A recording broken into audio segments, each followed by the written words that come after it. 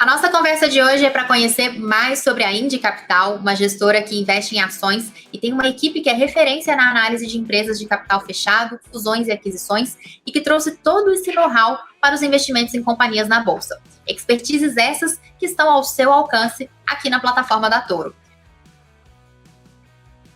Meu nome é Paloma Brum, sou economista e analista de fundos de investimentos aqui na Toro. Para conhecer de perto a Indi Capital, o meu convidado de hoje é Marcelo Bronze, sócio responsável pela área de relação com investidores da Indi Capital. O Indi FICFIA, que é o fundo de ações da Indi, acumula uma valorização de mais de 230% em seus mais de 8 anos de existência. Rentabilidade bem acima do Ibovespa e do IBX, que é o índice de referência desse fundo. Vale lembrar que para conseguir uma rentabilidade como essa, não é tarefa fácil em renda variável, o que é uma das boas referências da capacidade de gestão da equipe da Indi. Bom, antes de começar o papo com o Marcelo, não se esqueça de se inscrever aqui no canal e ativar o sininho para não perder nenhum vídeo novo. E comente aqui embaixo qual a próxima gestora que você quer ver por aqui. Marcelo, seja muito bem-vindo. Primeiro, eu quero começar te pedindo para você se apresentar, contar os principais pontos da sua trajetória para a gente e, em conjunto, claro, com a história de fundação também da Indi Capital. Perfeito. Bom dia, pessoal. Muito obrigado aí pela disponibilidade de contar um pouquinho da Indi. Como foi comentado, eu sou sócio responsável pela área de relacionamento e novos negócios aqui da casa. A Indi Capital, que é uma gestora, então, a gente completou 10 anos de casa. O nosso fundo é o Indi FICFIA, que é o único fundo, tá? A gente só tem uma estratégia de investimento, completou 9 anos no final do ano passado. Hoje a gente tem sobre gestão aí por volta de 2.300, tá? De um passivo que é bem alinhado com o nosso horizonte de investimento. Então, quando a gente está fazendo investimento no Indi FICFIA, a gente seleciona as empresas que a gente acredita que vai trazer retorno em períodos de 2 a 3 anos. Esse é o nosso horizonte de investimento. Como foi comentado, eu acho que assim, um ponto que é bem legal de comentar da Indi é o histórico do nosso time, tá? Então, assim, a gente acaba hoje trabalhando sobre uma forma de cogestão, tá? Então, você não tem um único tomador de decisão. A tomada de decisão de investimento é feita de forma colegiada por 4 gestores, cada um desses gestores com uma experiência bem complementar, tá? Então, a casa foi fundada pelo Daniel Raisto. O Daniel, ele é economista de formação, teve uma experiência prévia no Banco Central, morando em Brasília. Depois, ele trabalhou um período em M&A, foi depois como diretor financeiro de algumas empresas de educação, quando ele estava trabalhando no Private Equity do Pátria.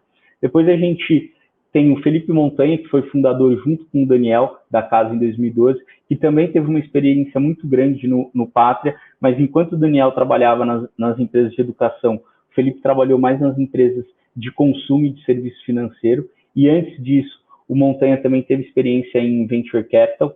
Depois a gente tem o Henrique Jacó, que acaba sendo até um pouco prata da casa, ele já está aí há bastante tempo, 7 anos, mas anteriormente ele teve 2 anos de experiência no sell-side, né, no Credit Suisse, e o João Nerasti, que sempre trabalhou nessa parte de public equities, né, investimento em empresas listadas. Antes da Indi, ele trabalhava no time da Velt e da M-Square.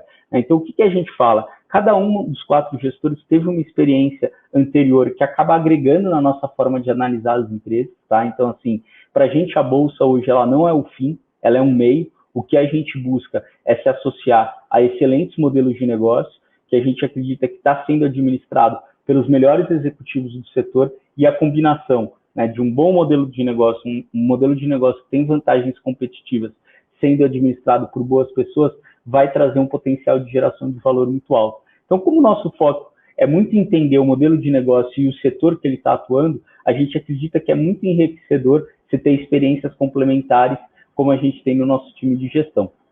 Acho que de forma bem breve eu comentaria um pouquinho disso, assim, da nossa forma de analisar empresa e da formação da equipe. Excelente. Bom, agora eu quero te pedir, Marcelo, para você apresentar o fundo, o Indi FICFIA, que é o fundo da Indi que é distribuído na plataforma da Toro, falando mesmo sobre a metodologia de investimentos que vocês aplicam para escolher as empresas e também para quais investidores você acredita que esse fundo possa ser mais interessante. Não, perfeito.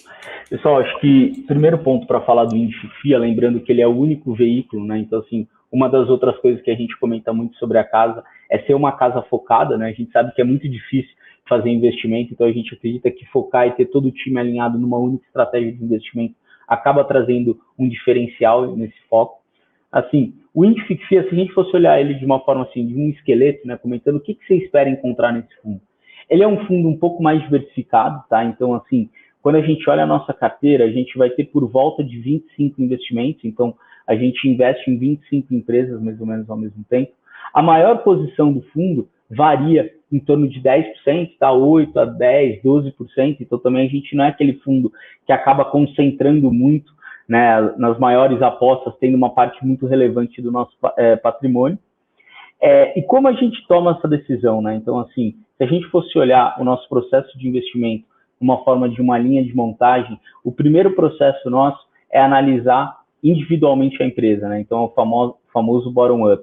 Então, a gente tem um foco de uma análise fundamentalista, olhando a companhia. Quando a gente está olhando a empresa, a gente divide a nossa análise em 3 grandes pilares. Tá? O primeiro pilar é o modelo de negócio, o segundo pilar é a geração de valor e o terceiro pilar são pessoas. Quando a gente está olhando o modelo de negócio, o que a gente busca entender? Aí, primeiro é fazer um questionamento de, assim, poxa, faz sentido esse modelo de negócio existir no mundo? Principalmente quando a gente vê que o mundo está passando por grandes mudanças, né, a gente tenta imaginar se esse modelo de negócio vai existir no futuro. E quando a gente olha cada uma das empresas, né, que estão inseridas no setor, você percebe o posicionamento que cada uma delas tem. Esses posicionamentos, às vezes, trazem vantagens competitivas, que é o diferencial que essa empresa tem em relação aos seus principais concorrentes.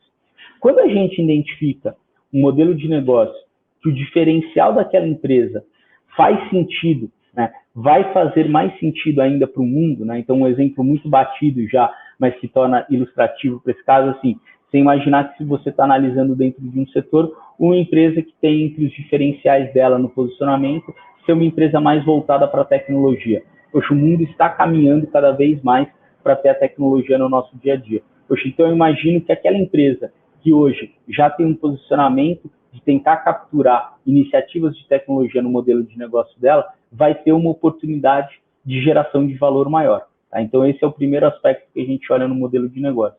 Um outro ponto que a gente olha no modelo de negócio, principalmente quando a gente vai investir no Brasil, né, que a gente sabe que o Brasil acaba tendo diversos desafios macroeconômicos de forma até de certa forma cíclica, a gente tenta identificar qual que é o potencial de crescimento que aquela empresa possui, independente ou menos dependente, perdão, do cenário macroeconômico. Tá? Então, como que a gente faz isso? A gente acaba analisando qual que é a fatia de mercado que aquela empresa possui e fazendo um paralelo com países mais desenvolvidos. Tá? Então, assim, quando a gente pega e investe numa companhia que, apesar dela ser líder de mercado, poxa, ela tem 5%, 6% de market share, enquanto a gente vê que líderes desse mesmo mercado em economias mais desenvolvidas têm 20%, 30%, o que a gente chega à conclusão? A gente chega à conclusão que a empresa tem um potencial de crescimento muito alto. Então, mesmo num cenário macroeconômico um pouco mais desafiador, a gente vê que tem uma janela para aquela empresa consolidar o mercado, como ocorreu em outros países mais desenvolvidos. Então, isso que a gente acaba focando bastante no modelo de negócio da empresa. Quando a gente olha a parte de geração de valor, a gente destrincha ele em 2 pontos. Primeiro, a oportunidade de geração de valor e o desafio. A oportunidade de geração de valor tem muito relação com o que eu estava comentando anteriormente, que é a questão do potencial de crescimento, né? Então, assim, poxa, faz sentido você imaginar que essa empresa pode ter qual tamanho, né? Ou quando a empresa está, às vezes, se reinventando, está trazendo alguma nova linha de negócio, fala assim, poxa, essa linha de negócio que a empresa está trazendo, esse novo produto, qual o tamanho que ela pode ter? Você pode imaginar, se tudo der certo, o setor vai ser de qual tamanho, qual fatia de mercado que a empresa vai ter. Então, assim, você identifica quantas vezes essa empresa pode crescer. E o segundo é o desafio desse crescimento, né? Então, assim, aí a gente destrincha que existem inúmeras formas de você crescer. Você vai crescer de que forma? Putz, para você crescer é só você fazer mais do mesmo. Para você crescer, você vai ter que entrar em cidades vizinhas. Ou não, para você crescer, você vai ter que se reinventar muito. Então, assim, qual que é o desafio que você tem para entregar esse crescimento que a gente acredita que a empresa pode fazer para aí gerar o retorno para o acionista? E, por último, a gente acredita muito nas pessoas, né? Acho que é um clichê, mas vale mencionar que, na verdade, o diferencial de cada empresa está nas pessoas que estão ali atrás. Na verdade, assim, existem empresas que não, mas a gente gosta de investir nas empresas que a gente acredita que o modelo de negócio traz a oportunidade para os executivos serem protagonistas na história de geração de valor dessas companhias. E daí a gente pega e faz um ponderado dos dois outros pontos anteriores, né, modelo de negócio e geração de valor, com a parte de pessoas. Como que a gente acaba fazendo isso? Poxa, quando você olha um modelo de negócio, você fala, putz, aquela empresa tem aqueles diferenciais que a gente estava comentando um pouquinho atrás. Por que esses executivos são os executivos que devem liderar uma empresa com esse diferencial? Então, eu acabei usando como exemplo empresas relacionadas à tecnologia. Você fala, putz, um diferencial dessa empresa é que ela é super relacionada com questão de tecnologia e novas iniciativas de inovação. Daí você olha entre os executivos, você não tem ninguém que está relacionado a isso, não tem ninguém que tenha conhecimento em tecnologia ou inovação. Putz, não faz tanto sentido você imaginar que essa é a melhor pessoa. Quando a gente olha para a parte de geração de valor, então a gente falou, putz, para crescer, né, aquela empresa ela vai precisar muito fazer algumas pequenas aquisições. Eu tenho alguém no time de executivos que já teve alguma experiência anterior, né? Então por que aquela é a melhor pessoa para estar sentada na cadeira para tocar a estratégia empresarial que o management está compartilhando com a gente? E outro aspecto que a gente olha muito em pessoas é a questão do alinhamento, né? Então, assim, a gente acredita que não só os investidores, mas todos devem ganhar, né? Os investidores, os funcionários, os clientes, etc. Então, a gente tenta buscar um alinhamento de interesses correto. Então, que tenha, primeiro, que o executivo seja remunerado de forma de longo prazo, principalmente com possibilidade, né, através de stock option, de ser dono daquela empresa. A gente acredita muito no formato de que você performa melhor quando você se sente realmente dono daquela empresa, e que daí a remuneração, então, que ele vai ganhar caso ele fique por um período significativo e que ele ganhe por atingir objetivos que também tragam valor para os acionistas, né? Então, que isso reflita em crescimento de lucro, crescimento de geração de caixa para a empresa. Então, esses são os três aspectos que a gente acaba olhando quando a gente está investindo numa companhia, mas claramente a gente acaba olhando também, né, fazendo uma parte de um ponderamento do macroeconômico, e o ponderamento nosso na parte relacionada a eventualmente um cenário mais desafiador ou um cenário mais promissor, vem principalmente na parte de como diversificar a nossa carteira, né? Então não concentrar muito risco. Então, eventualmente, em momentos mais desafiadores, a gente tem pouco mais de 25 empresas na nossa carteira, a gente acaba reduzindo até a nossa exposição. E quando a gente faz essa análise desses três aspectos que eu comentei com vocês, a gente acaba dando nota para cada um dos pontos. Tá? 40% da nota da empresa está relacionada ao modelo de negócio dela, 30% da geração de valor e 30% de pessoas. Então, quando a gente finaliza uma análise, a gente tem uma nota da empresa. Cada uma das empresas do nosso universo de cobertura hoje, a gente acompanha aí em torno de 120 empresas, tá? Então, para também ter um foco e estar bem próximo do dia a dia dos executivos e do desafio de cada uma das empresas. Então, a gente tem nota para essas empresas, e daí a gente olha a questão do valuation, né, que acaba nos trazendo qual que é a tira esperada daquele investimento. Então, a gente pondera, a gente acaba usando um gráfico, tá, que a gente coloca no eixo de baixo quais são as notas de todas as empresas, né? Então, cada uma das empresas vai estar de 0 a 100, e no eixo de cima, você vai ter qual que é o retorno esperado, 10% ao ano, 15% ao ano, 20%, 30%. E daí, quando a gente coloca o nosso universo de cobertura nesse gráfico, a gente toma a decisão de investimento, que é do quê? A gente acaba gostando de investir mais em empresas que têm uma boa nota do rating proprietário, até porque uma boa nota também significa uma nota de empresas que a gente consegue entender, que vem muito do nosso histórico, dos setores que a gente já atuou, tá? Então a gente gosta de investir nessas empresas, mas também a gente acaba olhando um pouco da TIR. Então a gente faz um ponderado de qual que é o risco e retorno, olhando o nosso rating proprietário e o retorno esperado da TIR de investimento de janelas de 2 a 3 anos, que é o nosso core, que a gente busca fazer. Isso na hora que a gente monta o portfólio, e isso continuamente, né? Então, assim, quando a gente faz alterações no nosso portfólio, eu falo, putz, eu fiz um investimento de 2 anos, né? Assim, a gente olha a janela de 2 anos. Quer dizer que a gente investiu naquela empresa e a gente vai ficar 2 anos sem mexer na posição, sem acompanhar? Não, diariamente a gente está olhando aquele gráfico, né? Poxa, o mercado acaba tendo alterações de preço, isso acaba impactando a TIR que a gente vai ter no nosso investimento, e daí a gente olha se houve alguma alteração no rating da companhia. Então, poxa, quando a gente fez o primeiro contato, a gente teve algumas dúvidas sobre os executivos. Depois a gente aprofundou, melhorou aquelas dúvidas, aumenta a nota da empresa, saiu alguma questão, saiu um executivo, ou a empresa que a gente achava que tinha um posicionamento mais forte acabou se mostrando algumas fraquezas. Então a gente vai ajustando esse rating e sempre comparando com a TIR e a gente vai rebalanceando a nossa carteira. Então acho que ela é basicamente essa a maneira, né, a nossa metodologia de investimento. E uma coisa que a gente percebeu nos nossos 9 anos de histórico são alguns temas de investimento que a gente sabe fazer melhor, tá? Então, assim, e outros que claramente a gente acaba não sabendo fazer. É mais fácil, eu acho, que falar aquilo que você não sabe fazer do que aquilo que você busca realizar. Então, assim, a gente acaba hoje limitando a nossa exposição a empresas relacionadas a commodities, tá? Direta ou indiretamente. Então, a gente acredita que tudo isso que eu contei, a maneira de você analisar uma empresa, o histórico do time, porque isso nos traz diferencial na forma de investir, é pouco agregado quando você está, ou traz pouco diferencial quando você está analisando uma empresa relacionada a commodities, porque aí a geração de valor daquela companhia está muito mais relacionada ao preço do ativo da commodity do que em si o modelo de negócio da empresa ou as iniciativas do management. E a gente viu 2 temas de investimento que estavam bem presentes no nosso DNA. Um deles é o que a gente chama de crescimento acelerado e o outro é de mudança estrutural. O que seria crescimento acelerado, que acaba sendo a característica presente em boa parte dos investimentos da nossa carteira? É uma empresa que está presente num setor que está passando por uma tendência estrutural e que a gente acredita que esse setor tem um potencial de se multiplicar de tamanho.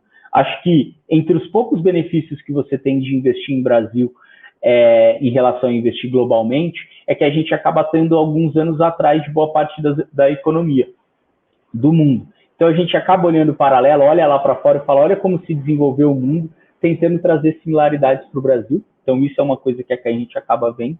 E quando a empresa tem aquela fatia de mercado muito pequena. Então isso é a característica do crescimento acelerado, que é aquela empresa assim, putz, ela tem um posicionamento que faz sentido, né, um posicionamento estratégico que ela consegue capturar valor.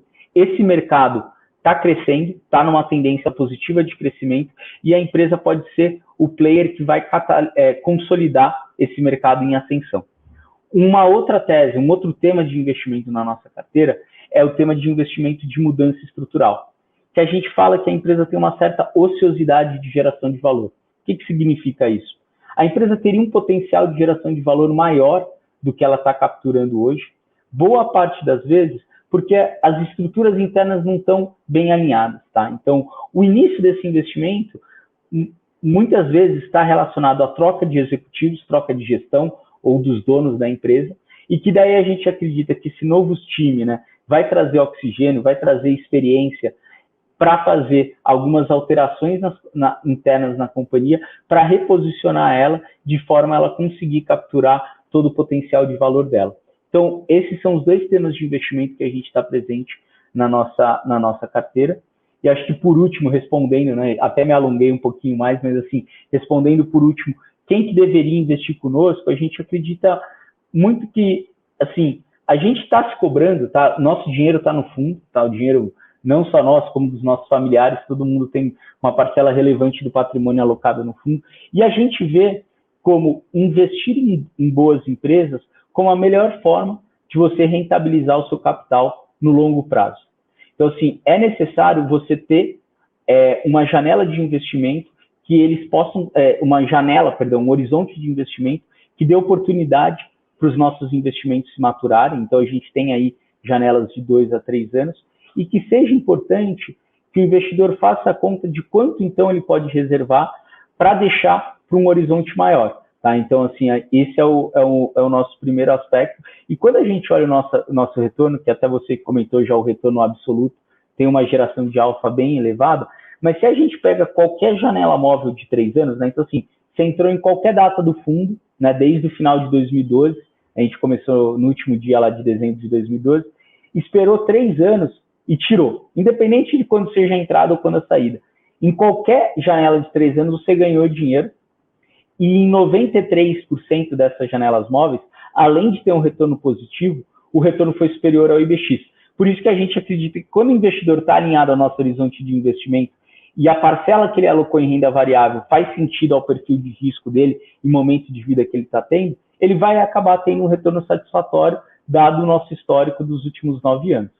Ótimo, Marcelo. Eu acredito que ficou bem claro aqui todas as etapas que a Indy Capital toma aí na sua equipe de gestão para poder selecionar as teses de investimento que vão compor o seu portfólio. Eu acredito que para o investidor que quer buscar um fundo de ações, que tem toda essa equipe com uma expertise, igual você falou, né, que já viveu operações de fusões e aquisições anteriormente, sabe das dificuldades, dos gargalos que podem existir, que também já estiveram ali à frente, né, na gestão de outros negócios. Então também é um outro olhar, né, que agrega valor a toda essa análise fundamentalista que a casa faz.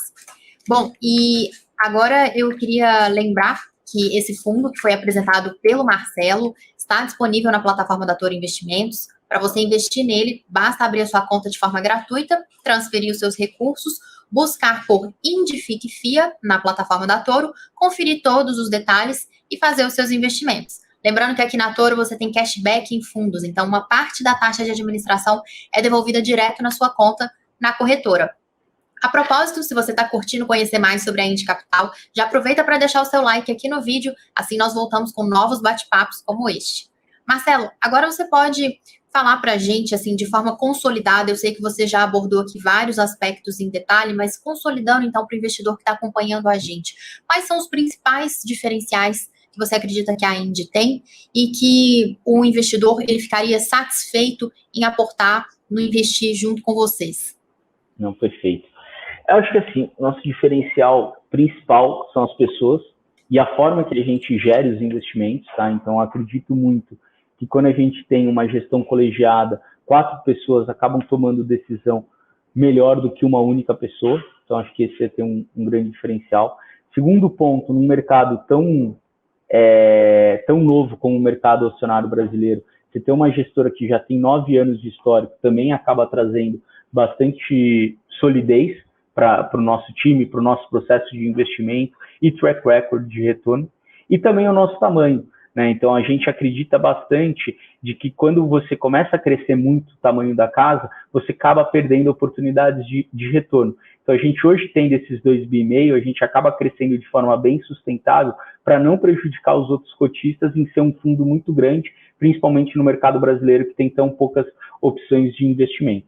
Boa. Bom, Marcelo, chegando aqui quase ao fim do nosso bate-papo, eu quero te pedir um conselho que você poderia falar para quem está começando a investir agora e talvez esteja até mesmo com receio de investir em ações, em fundos de ações, por causa do cenário atual com juros mais altos no Brasil. Não, perfeito. Acho que o primeiro conselho, né, quem está começando a investir, acho que não deveria tomar essa iniciativa de forma sozinho. Então, acho que sempre buscar parceiros, como no caso da Toro, que vai te auxiliar, primeiro a você identificar qual que é o seu perfil de risco, né, quanto que você deve tomar de risco, quanto que você deve guardar de uma emergência para algum plano emergencial. Então, assim, acho que o primeiro conselho é não faça nenhuma decisão de investimento sozinha, sempre conte com profissionais que acabam estudando por bastante tempo isso. A respeito de bolsa, eu acredito que, assim, o nosso horizonte de investimento nunca deve ser de curto prazo, né? Então, assim, para reserva de emergência, obviamente, sim, mas quando a gente está falando de construção de patrimônio, a gente sempre tem que estar olhando janelas de mais longo prazo. Quando a gente olha janelas de longo prazo, a gente acaba tendo benefício que aquelas questões, oscilações que parecem grandes num curto prazo, no longo prazo acabam sendo bem mais suaves. E uma coisa que a gente sempre comenta aqui é que, assim, até hoje, a melhor forma que se mostrou de construir riqueza no capitalismo é se associar a bons modelos de negócio. Então, o que a gente faz, independente de juros mais altos, juros mais baixos, é se associar a boas empresas e excelentes executivos, que até então tem se mostrado a melhor forma de ganhar dinheiro no longo prazo no mundo moderno. Ótimo, então fica aí esse conselho do Marcelo para você que está nos acompanhando. Bom, Marcelo, eu adorei nosso bate-papo, quero te agradecer imensamente por você aceitar o nosso convite para essa conversa. Eu que agradeço, poxa, para a gente é um prazer estar falando um pouquinho disso que a gente faz, a gente ama trabalhar aqui na Indy, ter a Indy, então é sempre um prazer comentar um pouquinho dela, e fica à disposição para esclarecer eventualmente qualquer outras dúvidas, seja com contato com a Toro, seja com contato também com a Indy. A gente vai se falando e agradeço a oportunidade de conversar um pouquinho com vocês. Perfeito. Bom, eu lembro a vocês que todos os links que nós comentamos estão aqui na descrição do vídeo e destaco que vale conferir a playlist da Conversa a Fundo aqui no YouTube da Toro para conhecer outras gestoras e fundos. Agradeço a sua atenção e até a próxima Conversa a Fundo.